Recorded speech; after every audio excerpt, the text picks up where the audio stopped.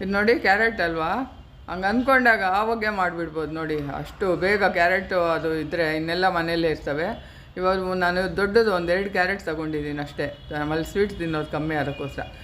ತುರ್ದು ಇಟ್ಕೊಂಡಿದ್ದೀನಿ. ಗೋಡಂಬಿ, ದ್ರಾಕ್ಷಿ, ಏಲಕ್ಕಿ ಇಟ್ಕೊಂಡಿದ್ದೀನಿ. ತುಪ್ಪ 1 ಸ್ಪೂನ್ ಹಾಕ್ಕೊಂಬಿಟ್ಟು ಇದರಲ್ಲಿ ಗೋಡಂಬಿನೂ ದ್ರಾಕ್ಷಿ ಫ್ರೈ ಮಾಡಿಕೊಂಡು ಸೈಡಿಗೆ ತೆಗೆದಿಟ್ಕೊಂಡ್ಬಿಡ್ಬೇಕು ಫಸ್ಟು. ಇಷ್ಟೇ, ಇದ್ರ ಕೆಲಸ ಆಗೋಯ್ತು. ಮತ್ತು ಇದೇ ತುಪ್ಪದೊಳಗೆ ಕ್ಯಾರೆಟ್ ಹಾಕ್ಬಿಟ್ಟು ಸ್ವಲ್ಪ ಫ್ರೈ ಮಾಡ್ಕೋಬೇಕು. ತುಪ್ಪ ಇದೆ ಅಲ್ವಾ, ಅದರಲ್ಲೇ ಫ್ರೈ ಆಗಿಬಿಡುತ್ತೆ. ಸ್ವಲ್ಪ ಹೊತ್ತು ಮುಚ್ಚಿಟ್ಕೋಬೇಕು. ಒಂದು 5 ನಿಮಿಷ ಇದು ಫ್ರೈ ಆದರೆ ಸಾಕು. ಗಟ್ಟಿ ಹಾಲು ಹಾಕ್ತಾಯಿದ್ದೀನಿ. ಆ ಗಟ್ಟಿ ಕೆನೆ ಹಾಲು ಹಾಕ್ತಾಯಿದ್ದೀನಿ ನೋಡಿ. ಕೋವಾ ಹಾಕ್ದಂಗೆ ಇರುತ್ತೆ ಕ್ಯಾರೆಟ್ ಹಲ್ವಾ. ಸಕ್ಕರೆ ಒಂದು 4 ಸ್ಪೂನ್ ಹಾಕ್ತಾಯಿದ್ದೀನಿ. ಮಾಮೂಲಿ ಸ್ಪೂನಲ್ಲಿ 4 ಸ್ಪೂನು, 2 ಏಲಕ್ಕಿ ಕುಟ್ಬಿಟ್ಟು ಹಾಕ್ತಾಯಿದ್ದೀನಿ. ಇವಾಗ ಇದು ಹಾಲಲ್ಲಿ ಬೇಯುತ್ತೆ ನೋಡಿ, ಕೋವಾ ಥರ ಆಗಿಬಿಟ್ಟಿರುತ್ತೆ.